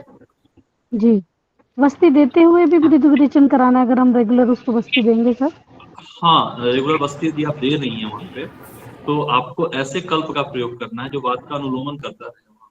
ठीक है। जी, हर स्थिति मतलब में हर ऑटिज्म के स्कीम में। किसी भी केसेस में हमें वातानुलोमन कंपल्सरी है कि देना ही देना है। ठीक है। जी जी जी जी, thank you hello. Sir. Hello. Hello sir, आवाज़ आ रही है? हाँ जी, नमस्कार सर। नमस्ते। ये एक पेशेंट है सर, 4 साल का बच्चा हो गया है, और उसको हिस्ट्री में कॉन्स्टिपेशन रहता था पहले से, हम्म, और ऑटिज्म मैंने डायग्नोस किया था उसको। एग्रेसिव रहता है ज़्यादा, और अभी दूसरी बार इसको कन्वर्जेंस आया है आज। तो इसको हम्म, सर किस प्रकार से अप्रोच करेंगे? हाँ, इस केसेस में आपको नोटिस करना है कि कन्वर्जन दूसरी बार आया है, कितने दिनों पर आया है, ये इसको आप एक देख महीने लें। से ज़्यादा हो गया सर, समय है। पिछली एक बार जो महीने आया था। ज्यादा हो गया। हाँ। कृमि का लक्षण जरूर ध्यान दीजिएगा, कन्वर्जन यदि वो आ रहा है तो। सर उसको विडेंगा रिस्ट और दो दवाई चल रही है 15 दिन से। हम्म, आप उसमें विडंग जो तंडुल है, अपना रसायन अधिकरण में जो वर्णन किया गया है, ठीक है, जी। तो हेलो। उस विडंग तंडुल का प्रयोग आप बच्चे को कराइए घृत के साथ में, तो उसका रिजल्ट अच्छा आएगा। और साथ में यदि बहुत ज्यादा ऑटिज्म में अब किस तरह के प्रॉपर लक्षण बन रहे हैं एक बार आप मुझे बताइए, और बस्ती चिकित्सा इमीडिएट स्टार्ट कर दीजिए उसको, तो आप उसको कंट्रोल कर लीजिएगा। तिक्तक्षीर के साथ महापैशाची घृत वगैरह आप दीजिएगा तो रिजल्ट आएगा। बाकी सर डिटेल के लिए आप मुझे शेयर करना, मैं फिर उसमें देखा जाएगा क्या करना, सर क्या कर तिक्क्षीर सकते में द्रव्य कौन से डालेंगे? Hello sir. हैं। जी, क्या बोले।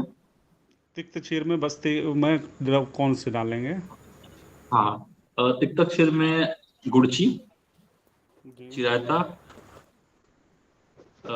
यष्टि मधु, ये 3 द्रव्य आप ले लीजिए। और तीनों को तिक्तक्षीर बनाना है, और साथ में उसमें स्नेह के रूप में एक बार आप देख लेना पेशेंट के अकॉर्डिंग, क्योंकि पेशेंट में नहीं देख रहा हूँ, महापैशाचिक या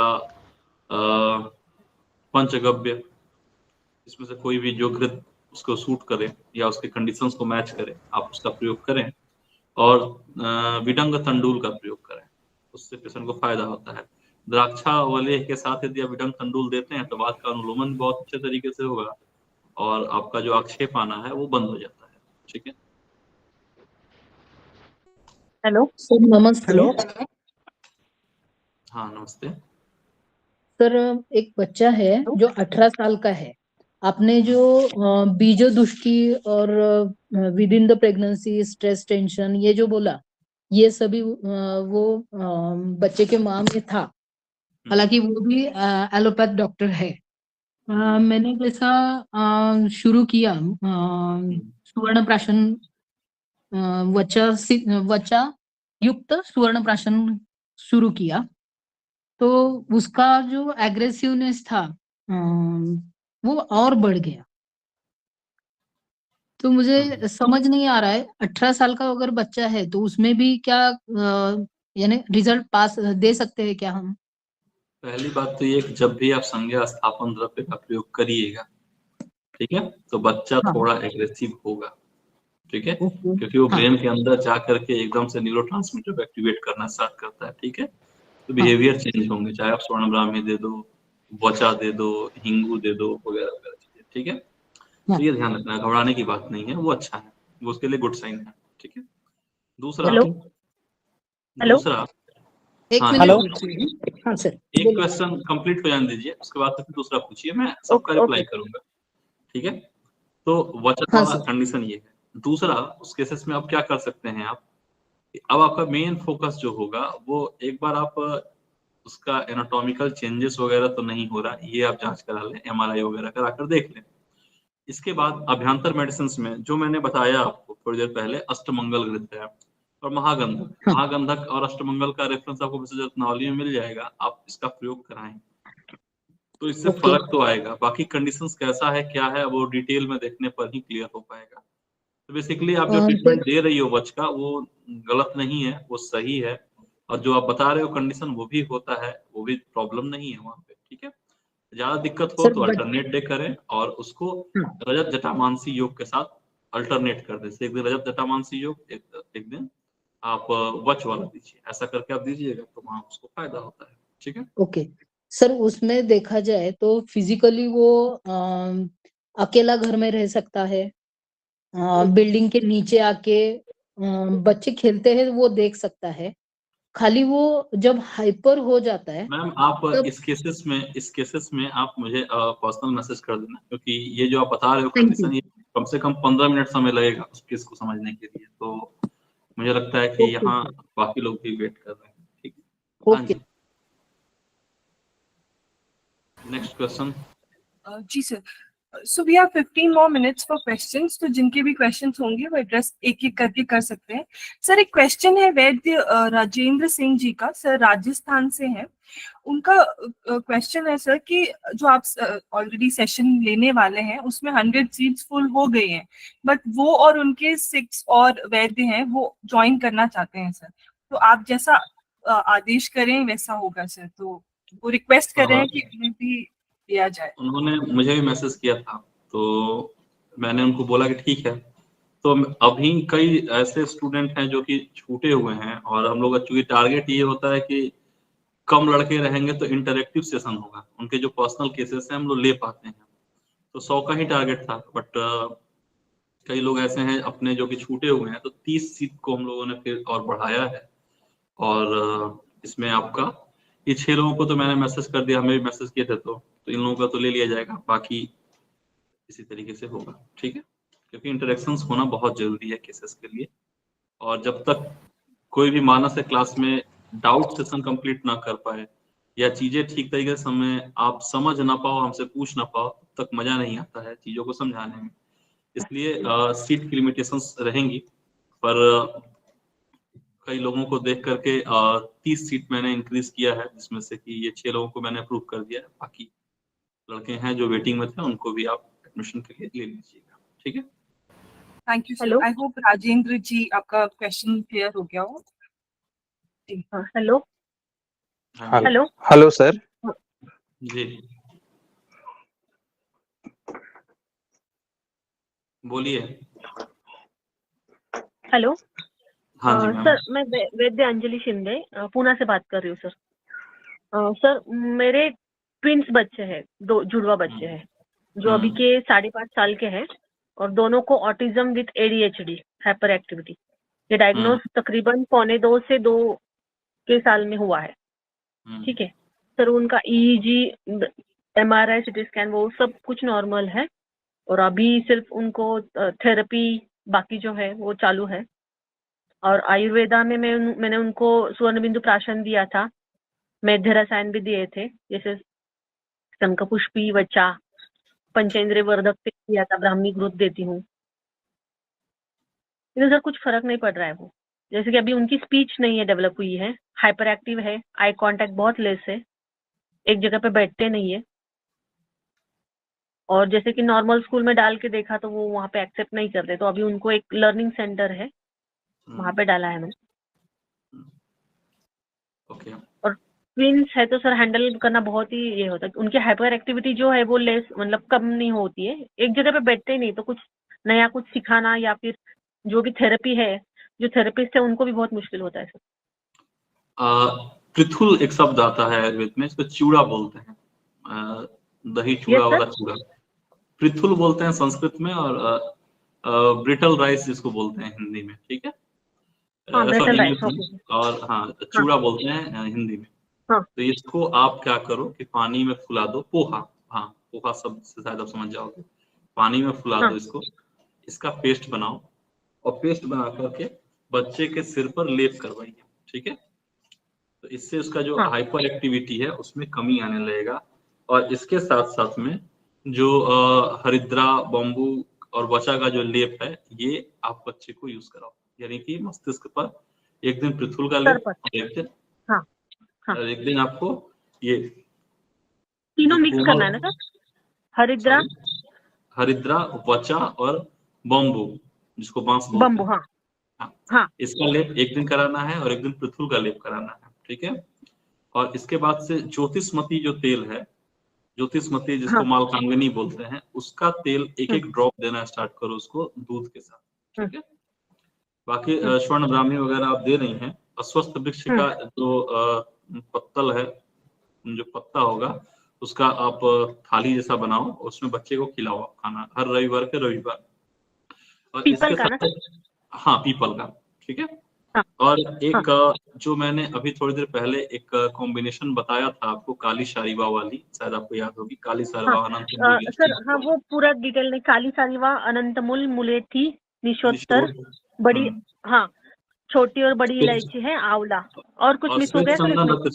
श्वेत चंदन, रक्त चंदन, जो छोड़ दिए, श्वेत चंदन, दोनों चंदन, श्वेत और रक्त, हाँ।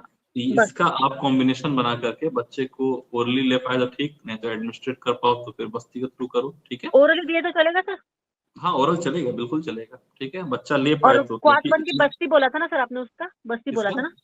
किसका? इसी का, इन चीजों का क्वाथ बना के, हाँ इनका क्वाथ बनाकर बस्ती भी दे सकते हैं, ठीक है। तो इस तरीके से आप करें तो आई होप बच्चों में इम्प्रूवमेंट आएगा। बाकी एक बार आप उसका डिटेल हमें शेयर करें तो फिर उसमें देखा जाएगा आयुर्वेद से हम लोग क्या। आपको एक पर्सनल नंबर पे मैं आपको कॉल कर सकती हूँ सर? नहीं, आप ग्रुप में ऐड हूँ मैं, मुझे आप व्हाट्सएप करना, ठीक है। हाँ sir, okay sir, thank you so much. Hello. हाँ जी, हेलो सर, नमस्कार। नमस्ते, मैं हामिद कुमार बोल रहा हूँ हरियाणा से सर। सर पहले भी आपसे 1-2 बार बात भी हुई है पर्सनली एसाइटिस के केस में। अभी मेरे पास एक बच्चा आता है, 7 साल का, ऑटिज्म का है, ऑटिस्टिक चाइल्ड है, उसकी स्पीच नहीं है बिल्कुल, और उसके माइलस्टोन थोड़े डिलेड थे। राइट नाउ उसका 2 महीने से मेरे पास ट्रीटमेंट चल रहा है। हाँ जी सर। टेंशन ना लीजिए, जो आप ट्रीटमेंट कर रहे हैं करिए, ठीक है। 1 महीने बाद आप एक्सीलेंट ट्रीटमेंट करना सीख जाओगे। जो अभी आप लोगों को डाउट्स बन रहे हैं ना कि इस केस में क्या कर लें, इस केस में क्या कर लें, मेरा बच्चा है या मेरे घर का बच्चा है, ये सारे कंप्लेन आप लोगों को आयुर्वेद में किस तरीके से ट्रीट होंगे, ये आप लोग को 1 महीने के बाद प्रॉपर तरीके से पता चल जाएगा। रही बात की जहाँ डिले स्पीच है वहां पर अब एक बार देखना पड़ता है क्या एनाटॉमिकल टंग में या बकल कैविटी के अंदर कोई प्रॉब्लम तो नहीं आ रहा, वो एक बार चेक करना होता है। और उसके बाद से निमित्त और जो आपका उदान वायु, प्राण वायु, इन सब पे काम करना होगा आपको, तो रिजल्ट आते हैं, ठीक है। और कई बार विद्यकर्म वगैरह भी करने पड़ते हैं, ठीक है। सारस्वत चूर्ण वगैरह का प्रयोग करें तो वहाँ फायदा होता है। और बाकी डिटेल के लिए आप प्रॉपर केस टेकिंग हो तो फिर मजा आए। ठीक है, कुछ बता पाना सही होगा। ठीक है सर, मैंने हेमवती बच्चा तरह- चूर्ण स्टार्ट है sir okay sir, thank you, मैं बाद में करता हेमवती बचा अच्छा है, हेमवती बचा अच्छा है, आप प्रयोग कर रहे हैं तो उससे रिजल्ट भी आपको आएगा आई हाँ। होप। सारस्वत हूँ। चूर्ण का उसने उपयोग वहाँ राम पे आप राम कर बोला है सकते सर, हैं। उसने राम अच्छा है ना, राम कुछ भी वर्ड राम बोला है राम, सर। अरे हाँ राम राम बोलना शुरू करे, तो धीरे धीरे हरे राम हरे कृष्ण सब बोलेगा, वो पूरा ब्रह्मांड बोलेगा। ठीक है, ठीक ओके ठीक है सर, थैंक यू। मैं फिर करता हूँ सर, आपसे सर पर्सनली करता हूँ। ओके। सर ऑटिज्म की तरह सेरेब्रल palsy वाले बच्चे कैसे ठीक करेंगे? सेरेब्रल पॉल्सी यस सर, कितने साल का बच्चा है? इसका कोई सर सेरेब्रल पॉल्सी 7 साल वैसे का। तो टॉपिक अलग हो जा रहा है, ऑटिज्म से रिलेटेड क्वेश्चन हो तो आप पूछ लें, ज्यादा अच्छा जी रहेगा। सर। ठीक है, क्योंकि फिर सेरेब्रल पॉल्सी बहुत सारे लोगों को समझ में नहीं आएगा क्या है, फिर उसकी पूरी पैथोलॉजी और संप्राप्ति बतानी होगी, तब ट्रीटमेंट बेहतर होगा बताना। ठीक है सर अगला एक लेक्चर सेरेब्रल palsy का भी रख लीजिएगा। अच्छा, सेरेब्रल पॉल्सी वैसे है कोर्स में है अपने, जो हम लोग स्टार्ट कर रहे हैं। ठीक है, तो वहाँ पे आपको डिटेल तो जी सर। मिलेगा इसमें प्रॉपर, कई दिनों का जी है। सर। मानस के और शिरोरोग के शायद ही कोई टॉपिक ऐसे होंगे जो एडवांस में छूटेंगे, जो जनरली देखने को मिलता है। कुछ रेयर डिजीज होंगे जो छूटेंगे, रेयर है इसलिए छोड़ना पड़ता है क्योंकि समय की सीमा होती है उसकी। जी सर। किसी और का क्वेश्चन या फिर सेशन को एंड किया जाए? नमस्कार सर। नमस्ते। मैं डॉक्टर रोहित बोल रहा हूँ सर। सर हमें रसकल्पों कहाँ से हैं में आप? जब हमने सर मैं हिमाचल से हूँ। सर जब हमें ऑटिज्म से रिलेटेड ट्रीटमेंट देनी है तो कौन से रसकल्प यूज कर सकते हैं सर? देखिए पहली बात कि आचार्य बागभट्ट सुश्रुति अचरक किसी ने नहीं लिखा कि ऑटिज्म व्याख्यास्याम करके। ठीक है, तो ये डिजीज जो है वो अनुक्त व्याधि है। अब अनुक्त व्याधि होने के कारण जिस तरह के स्रोतस में विकृति दिखेगा, जिस तरह का लक्षण दिखेगा, उस तरीके से प्रॉब्लम को सॉर्ट आउट करना है। ठीक है, जैसे अब समझो आप, कई बार क्या होता है कि जैसे एक केस था, पहला बच्चा ऑटिज्म का पेशेंट बना। ठीक है, दूसरी बार पेशेंट लोगों ने गर्भ संस्कार कराया, सब कुछ प्रॉपर तरीके से चला, और दुर्भाग्य से जो हस्बैंड थे वो एक्सपायर कर गए। तो ऐसे केसेस में चिंता, शोक, भय, दुख कैसे दूर कर दोगे उस फीमेल का, इसका हस्बैंड एक्सपायर कर गया है। तो वहां पर अगर उदाहरण तो है, मासाना मेडिसिन दे सकते हैं हम लोग, लेकिन अब उसके मानस को कैसे ठीक करें, ये प्रश्न बनता है ना अपने पास। तो इसके लिए अब देखो अपने पास कल्प हैं। यदि आप लोग स्मरणवाद वगैरह चैप्टर देखोगे तो वहां मिलेगा, जैसे अभया है, त्रिवृत्त है, द्राक्षा, कुट्टज, वचा, इंद्रवारुणी मूल, पिप्पली मूल, पिप्पली, गज पिप्पली, कबाब चीनी, अतीश, चित्रक मूल, अर्क मूल और भीमसेनी कपूर, ये सारा कॉम्बिनेशन लेना है।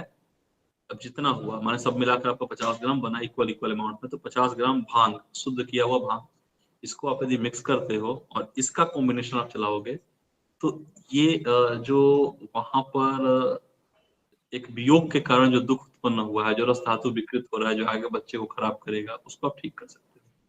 तो वैसे ही ऑटिज्म का यदि केस आप ले रहे हो तो हेतु क्या बन करके आ रहा है, किस तरह का कंडीशन हमारे सामने आ रहा है, या पेशेंट का पिक्चर कैसा बन रहा है, वो ध्यान देने की आवश्यकता होती है। मैं बार बार बोलता हूँ कि जैसे कई बार हमारे वैद्य विद्यार्थी मित्र सब लोग गलती करते हैं। जैसे किसी लड़के का मानो ब्रेकअप हुआ, और ब्रेकअप हुआ और वो बहुत दुख में है, और वहां से वो डिप्रेशन में चला गया। ठीक है, अब वो कंप्लीट एहिडोनिया कंडीशन, को किसी काम में मजा नहीं आ रहा है, उदास रह रहा है, दिन भर रो रहा है, दिन भर अपनी प्रेमिका को याद कर रहा है, और आपके क्लिनिक में आ गया और आपने उसको मेडिसिन क्या दी, ब्राह्मी बटी, आपने मेडिसिन क्या दी उसको, स्मृति सागर रस, या इस तरह की दवाइयां आपने उसको मानस पे काम करने वाला चलाया। अब इससे क्या होगा, अब इससे प्रॉब्लम ये होगा कि जो चीजें वो भूल भी रहा था वो प्रॉपर अब याद दिला दिया, अब और दुखी रहेगा, मजे से दुखी रहेगा। यदि आपने यष्टि मधु गलती से दे दिया तो यष्टि मधु बाजीकर भी है और मैदे भी है, तो उसके अंदर अब दोनों तरह के उन्माद और कंडीशन स्टार्ट कर देगा। ठीक है, तो मेद कहाँ देना है, संज्ञा स्थापन कहाँ करना है, ये सारी चीजों को डिटेल में समझना पड़ता है। भैया मुझे इसको वो चीजें याद दिलानी भी है कि नहीं दिलानी है। यदि नहीं दिलाना है तो उसकी ट्रीटमेंट अलग चलेगी, याद दिलानी है तो ट्रीटमेंट अलग चलेगी। और इसको बहुत जैसे बोलते हैं ना हमारे यहाँ कि सूक्ष्म सूक्ष्म तरीके से आप उसको ऑब्जर्व करो, फिर उसकी संप्राप्ति बनाओ, फिर ट्रीटमेंट दो।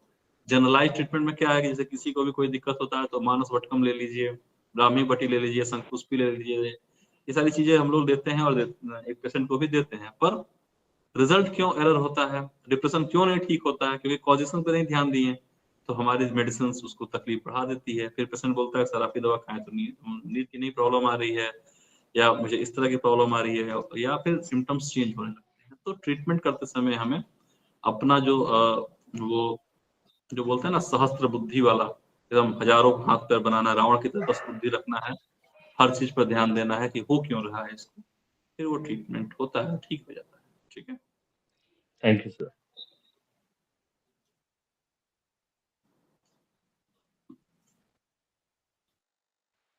Hello sir. हाँ जी,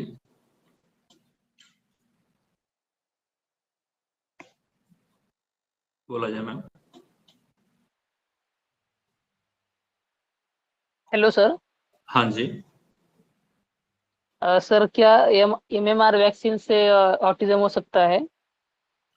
कई वैक्सीन का इस तरह का क्लेम आया है जो कि वैक्सीन के प्रयोग करने के बाद ऑटिज्म देखे गए। ठीक है, पर और ये हमें जहां तक मतलब उम्मीद है कि ये इफेक्ट डाल रहा है, पर अभी कोई साइंटिफिक एविडेंस ऐसा नहीं आया है जो आपको बता पाए।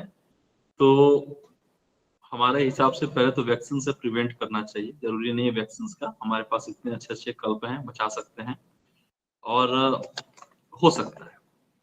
ठीक है, क्योंकि मॉडर्न के कई सारे वैक्सीन, कई सारी मेडिसिन ऐसी हैं जिनका साइड इफेक्ट 10 साल 20 साल 30 साल के बाद सामने आया समाज में, और उससे सभी प्रभावित भी हुए हैं। ठीक है, तो कॉजेशन बन ठीक है सकता सर। है। सर किसी और का कोई क्वेश्चन तो पूछें, वरना हम लोग सेशन को आज एंड किया जाए। ठीक है, हेलो सर, एक चीज पूछनी थी। आपने जो पोहा पेस्ट का शिरोलेप बताया और उसको अल्टरनेट हरिद्राव वचा और क्या बोला, बम्बू बांस, बाम्बू।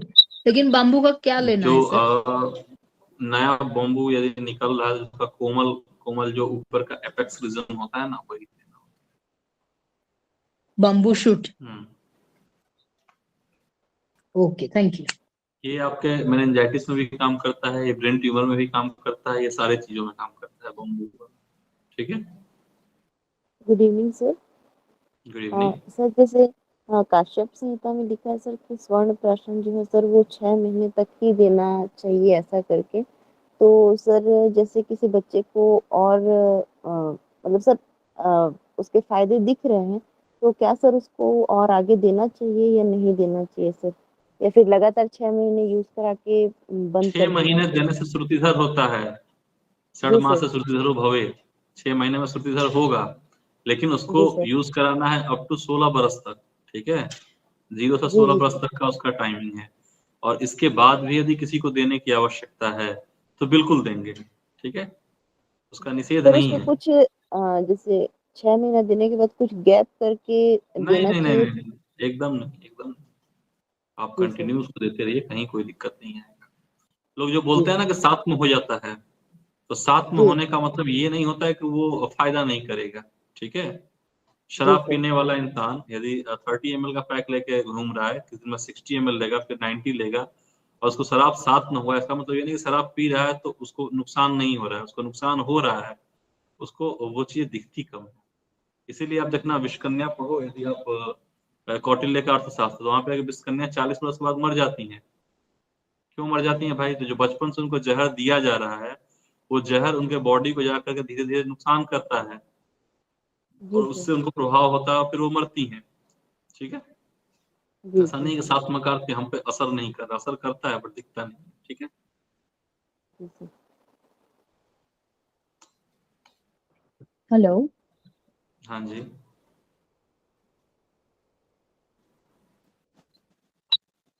हेलो।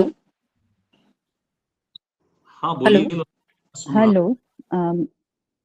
यस, मेरा नाम वैद्य दिनल खत्री है। मैं अभी कनाडा से बोल रही हूँ। ऑटिज्म जो है मैं इधर 2 साल पहले ही शिफ्ट हुई बाय द वे। तो ऑटिज्म है वो बहुत कॉमन है इधर, क्योंकि बीज दुष्टि भी ज्यादा देखने मिलती है, शुक्र धातु की दुष्टि भी बहुत ज्यादा देखने को मिलती है, ज्यादा अवेयरनेस भी नहीं है लोगों में ये सब गर्भ संस्कार के रिलेटेड। और बीइंग अ वैद्य और आयुर्वेदा ज्यादा रेगुलेटेड नहीं है इधर, तो काफी सारे रेस्ट्रिक्शन आते हैं। जिस चीजों का आपने वर्णन किया, जो भस्म वगैरह या फिर गोल्ड प्रिपरेशंस वगैरह, वो सब हम नहीं दे पाते हैं इधर।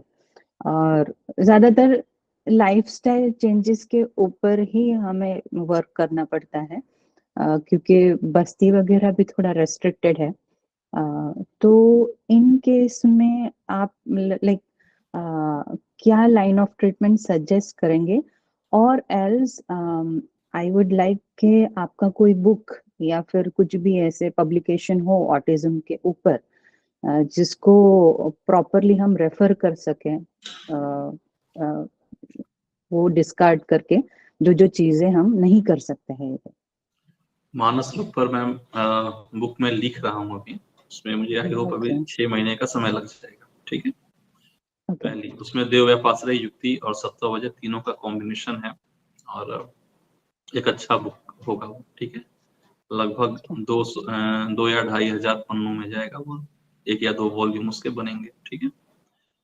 तो ये हो गया। दूसरी चीज क्या है कि अब आप फॉरेन में प्रैक्टिस करती हैं तो अपने पास 2-3 चीजें ध्यान रखनी है। पहला ध्यान रखना है कि वो लोग भी इवेंट पे ध्यान देते हैं।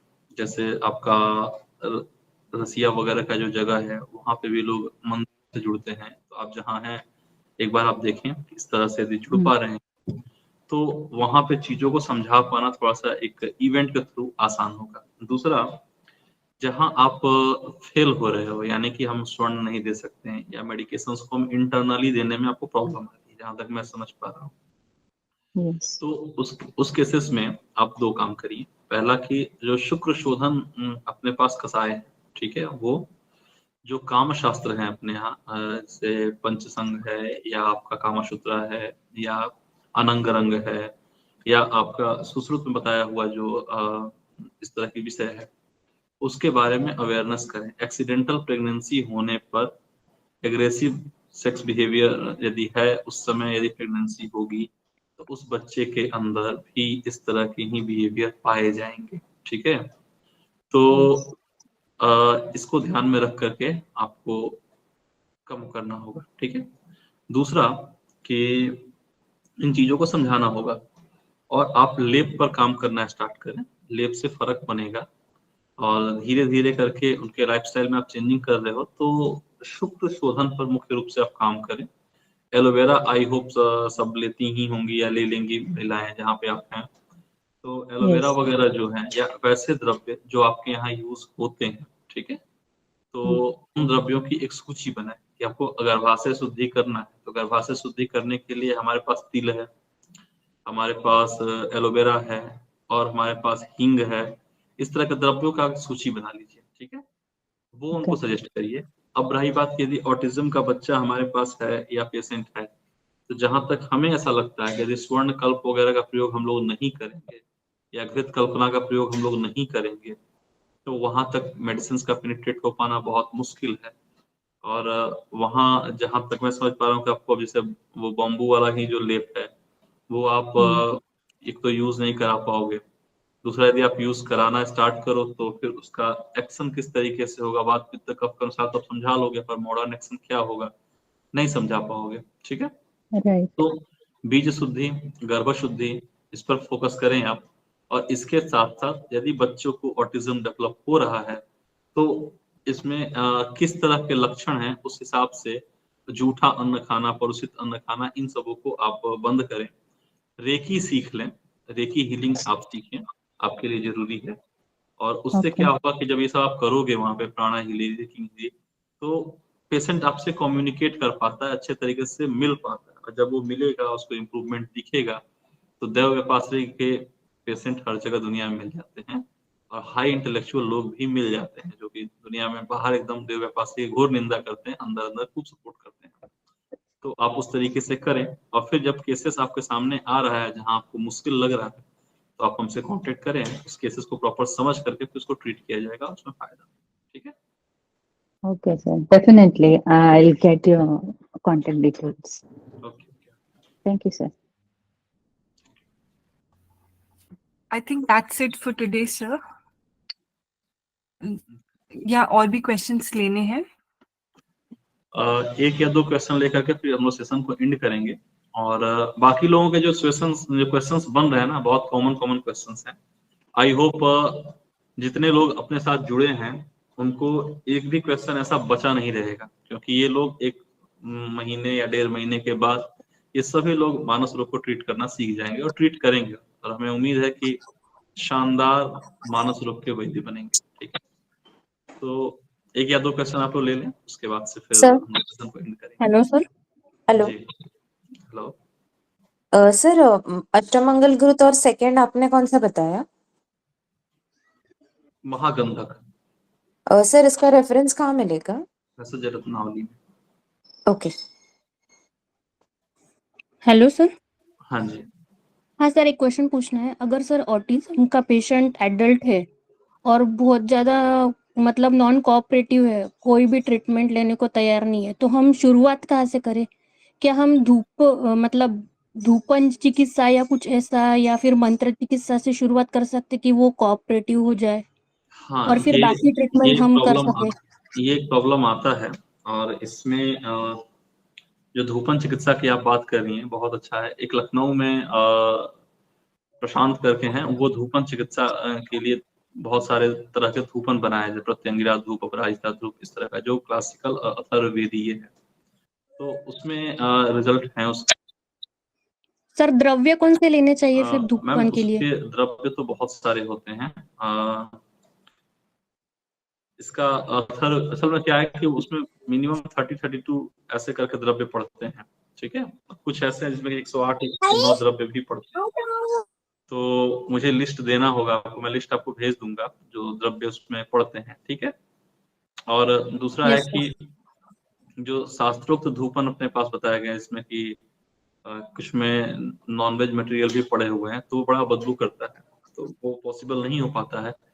तो अथर्ववेदीय जो धूपन है वो सारे काम करते हैं, तो मैं कांटेक्ट दे दूंगा आपको, उनसे बात कर लेना, वो धूप अवेलेबल करा देंगे आपके लिए। और सर, मंत्र चिकित्सा की क्या शुरुआत कर सकते हैं जिसपे उसके मन पे इफेक्ट हो और वो पॉजिटिवली मतलब मेडिसिन या मंत्र चिकित्सा ऐसे लाइव सेशन में तो मैं नहीं बता पाऊंगा। ठीक है, क्योंकि उसके लिए है कि फिर आपकी पात्रता या किस कम्युनिटी, किस रेस, किस जगह से आप आ रहे हो, उसके हिसाब से फिर आपके अनुसार जो सूट कर पाए आपको वो करना चाहिए।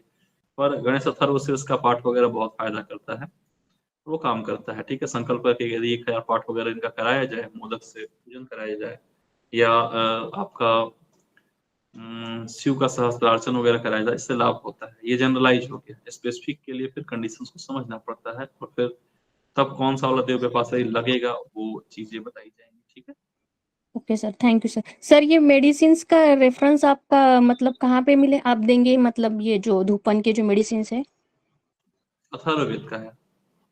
नहीं, मतलब आप बोले ना कि आप मुझे बताएंगे, तो ये मतलब आप नेक्स्ट ग्रुप में, आप यदि ग्रुप में ऐड हो गए ना, तो आप ग्रुप में क्वेश्चन डालना, मैं बता दूंगा। ठीक है, हाँ, ग्रुप में ऐड हूँ सर। तो वहीं आप डालना क्वेश्चन, आपको मिल जाएगा आंसर। ठीक है, ओके सर। हाँ, थैंक यू सर। सर, एक क्वेश्चन था, संज्ञा स्थापन गण का रोल यहाँ पे कितना रहेगा?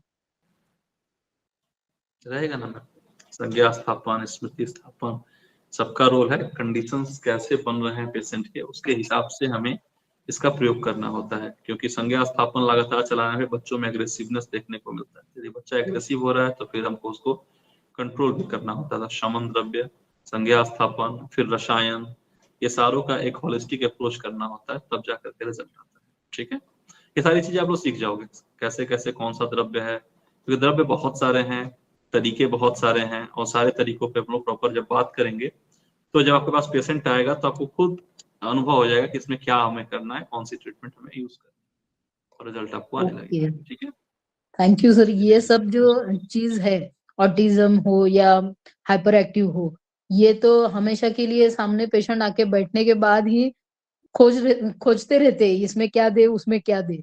तो ये एडवांस कोर्स हमें ज्यादा फायदेमंद रहेगा, अभी से लग रहा है।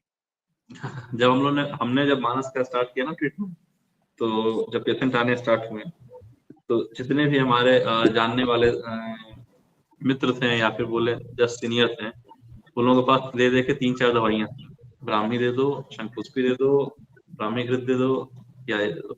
पर धीरे धीरे प्रैक्टिस और साथ फिर गुरु सानिध्य सब ऐसा बना कि अब हम लोग के ओपीडी में ज्यादातर केसेस इस तरह के बनने लगे हैं मानस के। कोई दिक्कत नहीं है, आप जो चीजें मैं कर रहा हूँ वो आप भी कर पाओगे, और सारा चीज सिद्धांत का है, आयुर्वेद का है, तो कहीं आपको कोई दिक्कत नहीं आएगा चीजों को समझने में। और आप सभी वैद्य हो, प्रैक्टिस को एक नए तरीके से एक्सप्लोर करना सीखो, और फ्यूचर मानस का बहुत बड़ा है। और यदि आप समृद्ध होना चाह रहे हो, पैसा चाहिए या प्रोस्पेरिटी चाहिए या कम हेडेक वाली बीमारी मतलब ट्रीटमेंट चाहिए जहाँ पे कोई इमरजेंसी नहीं, कुछ नहीं, नॉर्मल ट्रीटमेंट, बेहतर ट्रीटमेंट करना चाह रहे हो, तो आप मानस का ट्रीटमेंट करो। और यदि हम लोग जुड़ते हैं आपस में, तो फिर मैं जैसा कि हमेशा केसेस पे आप लोगों को बताता ही रहता हूँ कि कैसे क्या करना है। यदि आप कभी फंसते हो, कोई दिक्कत आता है तो ठीक है, साथ मिलकर चलते हैं, आयुर्वेद की सेवा करते हैं, और फिर समाज में इसको एक अच्छा ट्रीटमेंट, और हम भी एक हैं ऑप्शन, ठीक है। केवल एल्प्राजोलाम, क्लोनाजीपाम ये ट्रीटमेंट नहीं है, ये दुनिया को बताना है और बेहतर करके दिखाना है, ठीक है। इसी संकल्प के साथ हम सभी लगते हैं आयुर्वेद में, और भगवान धन्वंतरी की सेवा करते हैं। फिर वो धन्वंतरी भगवान हम लोगों को जो चाहिए सर उम्मीद करते हैं आपका बुक 6 महीने से पहले ही आ जाए। सॉरी, क्या बोली? उम्मीद करते हैं आपका बुक 6 महीने से पहले ही आ जाए, पब्लिश हो जाए। ओके ओके, ठीक है। नमस्कार सर, मैं सर वैद्य आशीष बोल रहा हूँ राजस्थान से। मैं सर ये पूछ रहा था कि आपका ये जो एडवांस मानस रोग का कोर्स है, ये कब से स्टार्ट हो रहा है सर? ये आपका कृष्ण जन्माष्टमी के अगले दिन से स्टार्ट है सर। कृष्ण जन्माष्टमी से हम लोग स्टार्ट करने वाले थे। जन्माष्टमी से सर? हाँ, लेकिन फिर जन्माष्टमी के दिन बहुत सारे लोग बिजी रहेंगे, तो उसके जस्ट अगले दिन से हम लोग स्टार्ट करेंगे, ठीक है। तो ये वीडियोस कितने दिन चलेगा सर? ये कोर्स लगभग कितने दिनों का है?